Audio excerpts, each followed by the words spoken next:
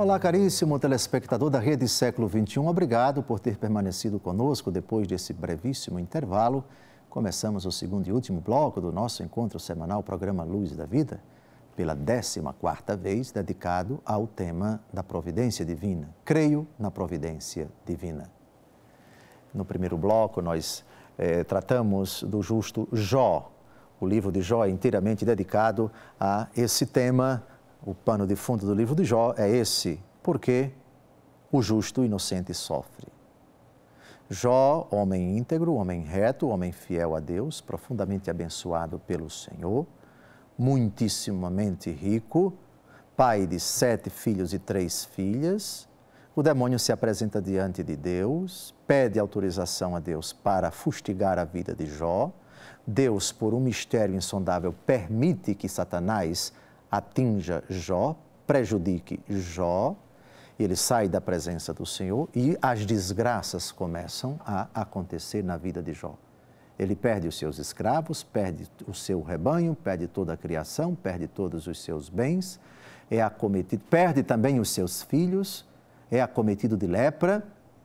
E durante muito tempo, 3 amigos seus que vêm visitá-lo, juntamente com sua esposa, tentam convencê-lo de que se ele está sofrendo, se ele está passando por desgraças, é porque ele tem culpa diante de Deus. E ele se recusa a aceitar essa mentalidade. E em nenhum momento ele blasfema contra Deus. É verdade que nas suas intervenções ele diz algumas insanidades. Ele amaldiçoa o dia que ele nasceu, lhe deseja a morte. Ele diz palavras verdadeiramente inconcebidas. Até certo ponto, eu disse até certo ponto, isso é plausível. Na angústia, às vezes pensamos de forma imoderada. Afirmamos coisas que não deveríamos afirmar. Pedimos a Deus coisas que não deveríamos pedir. Fazemos afirmações ou negações que não deveríamos fazer, de que não deveríamos formular. E nesse sentido, Jó personifica a nossa pobre fragilidade que, diante dos grandes sofrimentos, se perturba, se angustia.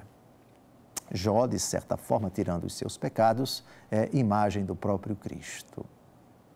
Mas Jó vai ser censurado pelo Senhor, que silencia durante muito tempo e depois intervém, dá uma reprimenda tremenda a Jó, faz muitas perguntas a Jó, censurando-o por ter tentado penetrar nos desígnios insondáveis de Deus ou tentar insinuar o que Deus deveria fazer ou o que Deus não deveria fazer. E aqui o limite se interpõe entre a providência divina e a nossa pobre fragilidade em raciocinar, em refletir, em tergiversar sobre os acontecimentos trágicos que assolam a nossa vida e que por vezes nós não compreendemos o porquê e por que tanto tempo já se procrastina esse sofrimento.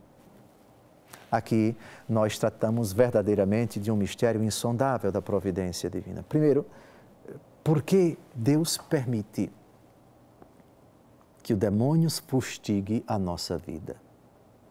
A resposta exata nós vamos encontrar na primeira carta de São Paulo aos Coríntios, capítulo 10, versículo 13.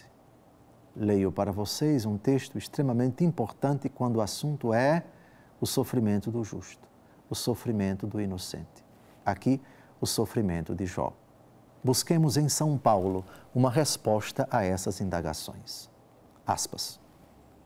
Não vos sobreveio tentação alguma que ultrapassasse as forças humanas. Deus é fiel.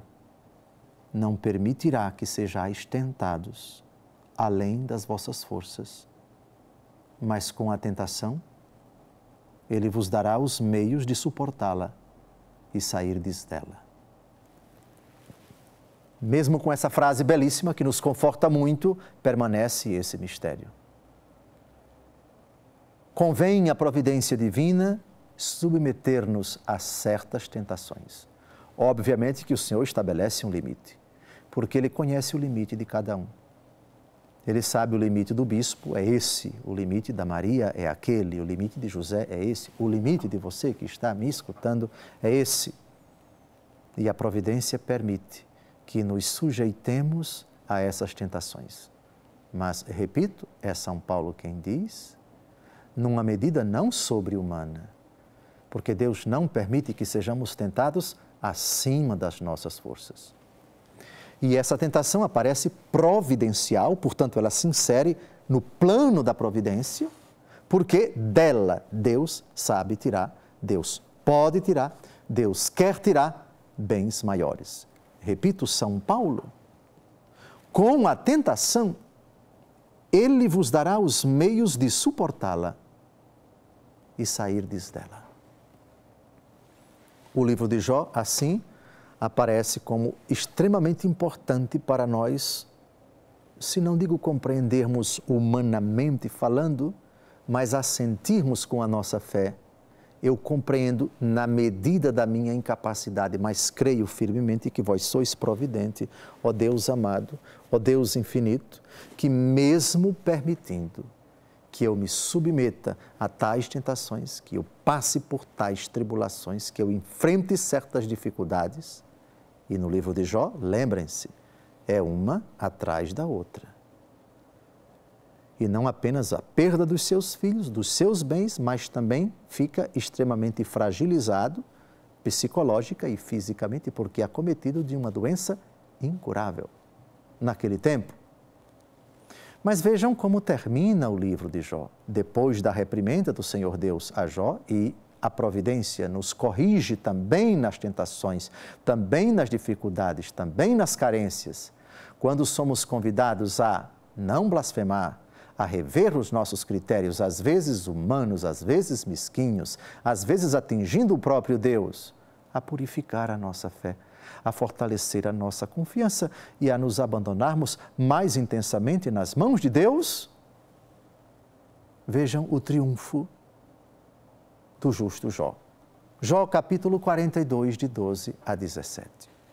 O Senhor abençoou os últimos tempos de Jó mais do que os primeiros. E teve Jó 14.000 ovelhas, 6.000 camelos, 1.000 juntas de boi e 1.000 jumentas. Teve também 7 filhos e 3 filhas.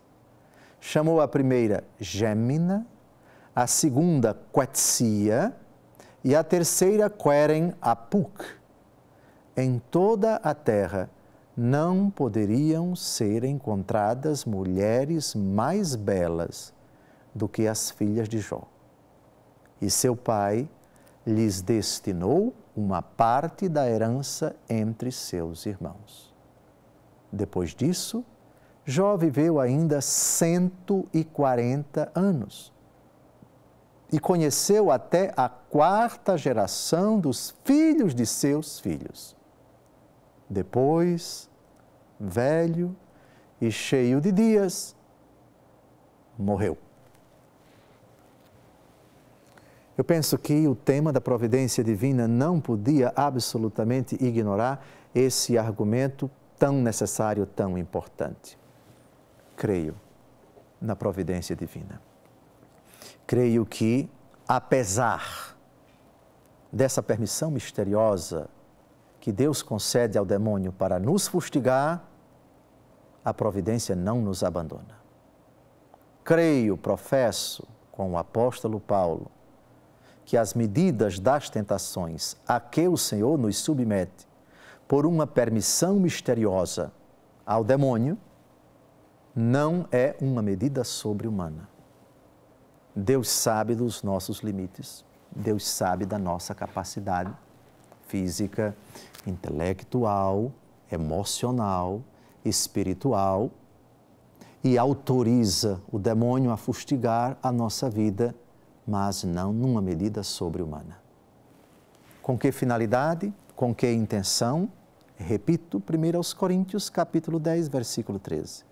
Não permitirá que jamais sejais tentados além das vossas forças, mas com a tentação Ele vos dará os meios de suportá-la e sairdes dela. Na tentação somos chamados a confiar em Deus, a esperar nele, a nos abandonarmos ao Senhor, a expurgar o nosso pensamento, por vezes, de vaidade, de presunção, de autossuficiência, de repente até o apego às coisas mundanas, o nosso materialismo, a nossa sede das coisas que não saciam, a nossa fuga de Deus, a nossa falta de interesse de buscar o Senhor enquanto Ele se deixa achar, de invocá-lo enquanto Ele está perto. E isso se torna um aprendizado. Os antigos diziam patus matus, ou seja, o sofrimento é uma escola.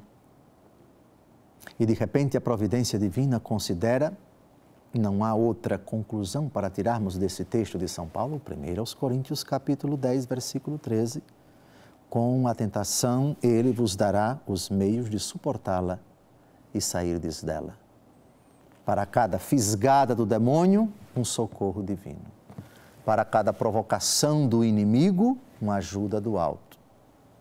Para cada mau caratismo do príncipe das trevas em fustigar, em incomodar, em perturbar a nossa vida, vem prontamente o auxílio do alto.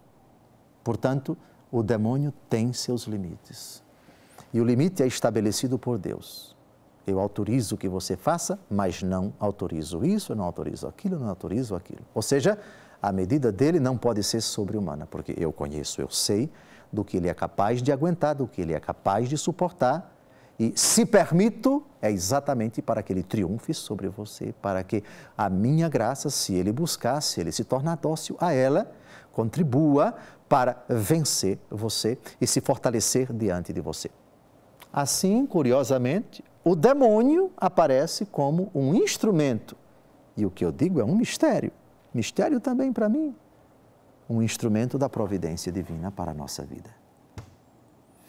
Termino assim o estudo sobre a divina providência no Antigo Testamento. A partir do próximo programa, nós vamos começar uma outra parte do estudo da divina providência, o Novo Testamento. Obviamente que é a parte mais importante, porque chegamos à plenitude da revelação. A pessoa, os discursos, o ensinamento, a prática de nosso Senhor Jesus Cristo, a providência assim atinge o seu ápice de manifestação do seu poder, porque Jesus é a prova cabal da providência divina em favor dos homens, o seu mistério de encarnação, vida pública, paixão, morte, ressurreição, ascensão e a fusão do Espírito Santo. Obrigado pela sua audiência. Até o próximo domingo, com a graça de Deus. Que o Senhor bondoso e providente esteja sempre com você. Amém.